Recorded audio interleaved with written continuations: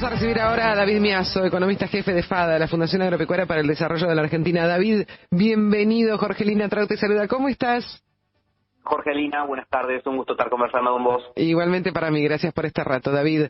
Bueno, me parece fundamental poner en relieve, como lo hacía al inicio del programa, el changómetro, y en esta edición, la edición picada, y me gusta porque siempre Innovando FADA propone este análisis. Contanos de qué se trata esta edición de picada, que parece nos han sacado bastantes ingredientes de la misma. Bueno, el changómetro en general lo que busca es tratar de mostrar de otra manera el efecto de la inflación, cosa de que se entienda mejor con ejemplos del día a día, y como bien vos decías, esta vez trajimos la edición picada que mostramos qué ha pasado con el poder de compra de un billete de 1.000 pesos en el caso del jamón cocido, del salame, del queso, del pan, de la cerveza, de la gaseosa cola. Y por ejemplo, con 1.000 pesos en diciembre del 17 comprábamos 4,7 kilos de jamón cocido y hoy compramos solamente 900 gramos. Es decir, la inflación le comió al billete de 1.000 pesos 3 kilos 800 de jamón cocido. Por ejemplo, de pan, que justo está la discusión estos días. En diciembre del 17 con 1.000 pesos podías comprar 4,5 kilos de pan. Hoy solamente podés comprar 4,5 kilos. Es decir, que la inflación también le comió al billete de 1.000 pesos un poder de compra de 20 kilos de pan, por ejemplo. 20 kilos, claro. En el 2017, ¿cuánto comprábamos de pan? 24,5 kilos. 24,5 kilos. Mirá vos, 24,5 kilos. No hace tanto tiempo, y hoy, ese es el en tema. Enero, Claro. y en enero solamente 4,5 y vamos rumbo a poder consumir apenas poco más de 3.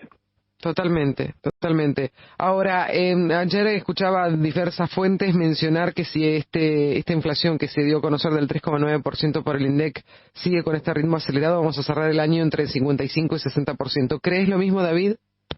Sí. Este 3,9 nos marcó que la inflación de los últimos 12 meses ha sido del 50,7. Si a esta inflación del 3,9 la anualizamos, es decir, que suponemos que todos los meses va a haber un 3,9, nos da un promedio de 58, que está justamente dentro del margen que se estaba esperando para este año de entre un 55 y un 60% de inflación. Uh-huh.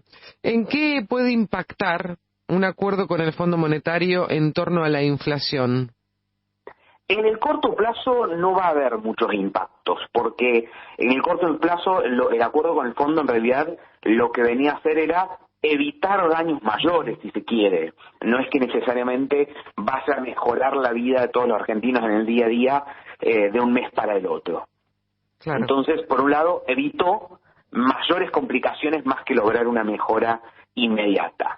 Y después, el acuerdo con el fondo tiene dos cuestiones centrales, que son la reducción del déficit y la reducción de la emisión monetaria, que son prácticamente los únicos dos números que se conocieron hasta el momento, porque era la columna vertebral de cualquier acuerdo, y que son dos cuestiones necesarias para empezar a bajar la inflación.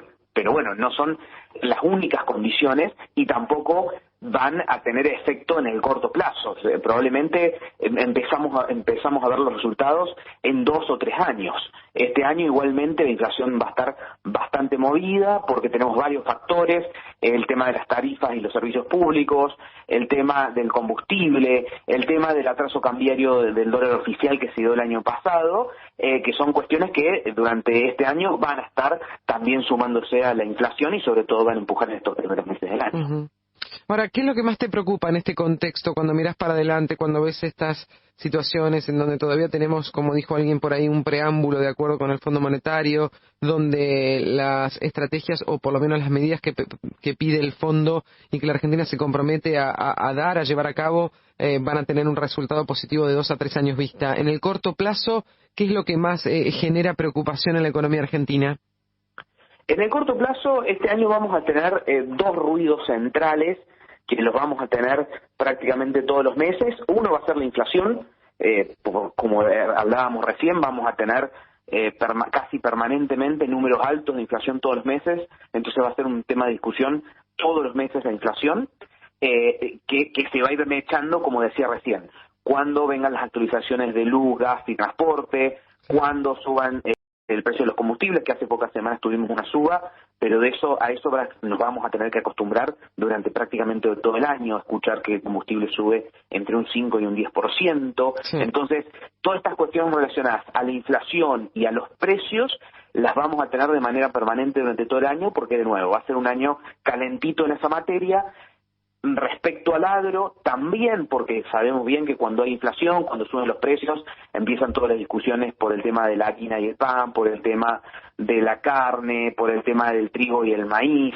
Entonces, también las vamos a tener con medidas que le van a ir pegando al agro de costado, digamos, derivadas del problema inflacionario. Entonces, toda esta cuestión de inflación y precios, y después, algo que va a hacer bastante ruido durante todo este año, es el tema de FMI. Claro. Incluso si llegamos a un acuerdo y el Congreso lo aprueba y todo eso, el FMI después va a mandar misiones que se llaman, que son básicamente revisiones de cómo viene haciendo las cosas el país cada 3 meses, y de acuerdo a eso va a ir aprobando los pagos para poder cancelar todos los vencimientos que tenemos durante este año y durante el año que viene. Entonces, cada vez que vaya a venir el FMI o que venga, vamos a tener bastante ruido de si Argentina alcanzó las metas, no las alcanzó, también un poco todo ese ruido político para la tribuna, también que siempre está. Entonces, en ese sentido va a ser prácticamente un tema permanente, o que cada 3 meses vamos a estar conversando y que no se termina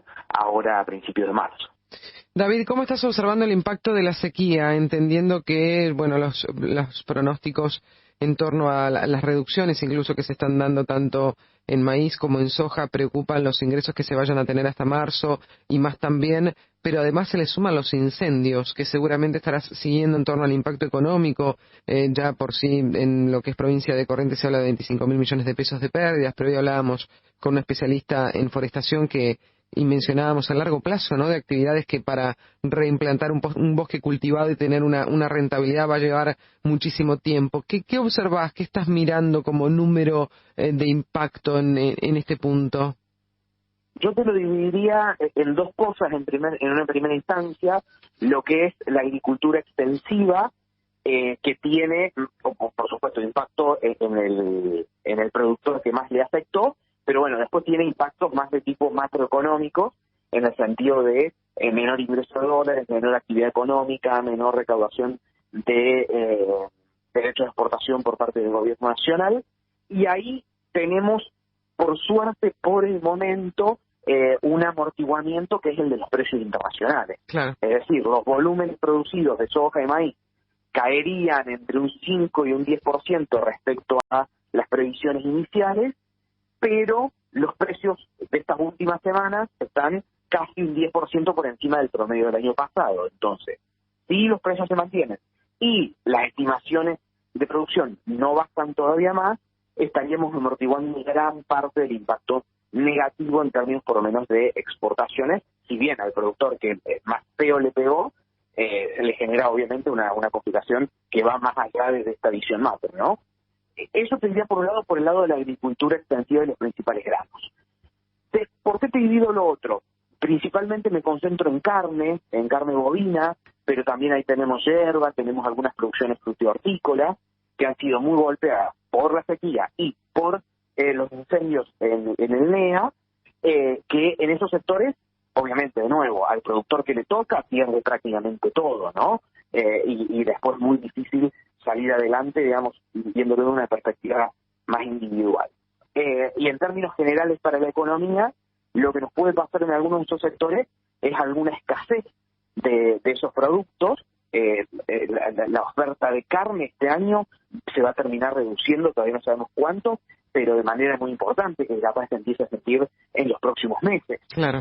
Recordemos, Corrientes es una de las principales provincias criadoras del país, para dar un Totalmente. ejemplo. Entonces, en estos otros sectores, que también se puede incluir la yerba, algunos cítricos, algo de hortalizas y frutas, lo que podemos tener es disminución de la oferta y en algunos otros mercados algunos saltos de los